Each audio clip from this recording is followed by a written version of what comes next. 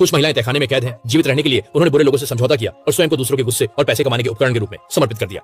कहानी का मूल रूप हमारे देश के एक प्रांत के एक शहर में हुआ। बूढ़े पिता लकवाग्रस्त हो गए हैं, जिन्हें साल के 300 दिन देखभाल की जरूरत होती है। च्यूई हुआ केवल कम समय वाला और अधिक प्रतिफल देने वाला काम ही खोज सकती है। उसने पहले ही 180 ऑर्डर लिए हैं। इस आदमी के आचरण में गिरावट थी, लेकिन वह शिष्टाचार से पेश आता था, दिखने में एक प्रोफेसर की तरह। दोनों ने थोड़ी बातचीत की, फिर चुईवा कार में बैठ गई और आदमी के घर पहुंची। जब उसने मेज पर रखे संसुओ देखे तो चुईवा थोड़ी घबरा गई।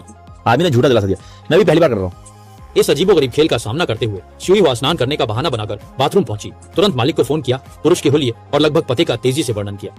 हल्के से तैयार होकर जब वह बाथरूम से बाहर आई, अपहरणकर्ताओं को खुश करने का इरादा था, लेकिन बेहोश कर दी गई। जब वह फिर से जागी तो पहले से ही बंधी हुई थी। बॉस का फोन आया, वह उठा नहीं पाई, बस लाचार होकर देखती रही। फिर अपहरणकर्ता ने अपने कपड़े उतार दिए और चारों अंगों से बंधी हुई चुईवा जोर जोर से चिल्लाई, खुद को छोड़ने की गुहार लगाई, लेकिन अपहरणकर्ता ने उस पर हमला किया जब तक कि वह बेहोश नहीं हो गई। जागने के बाद चुईवा ने पाया कि वह लोहे के पिंजरे में बंद है और उसके सामने कुछ युवा लड़कियां हैं।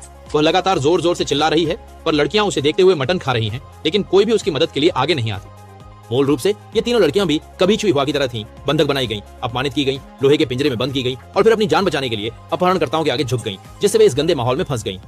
समय के साथ कैसे बैंक फे उन्हें धीरे धीरे तोड़ते गए। कई लोगों ने प्रारंभ की पीड़ा को आनंद में बदल दिया। चुईवा बहुत चालाक थी, उसने ऐसा दिखावा किया जैसे वह बहुत आज्ञाकारी हो। जल्दी ही बैंक फे का विश्वास जीत लिया और अन्य लड़कियों की तरह स्वतंत्रता प्राप्त कर ली।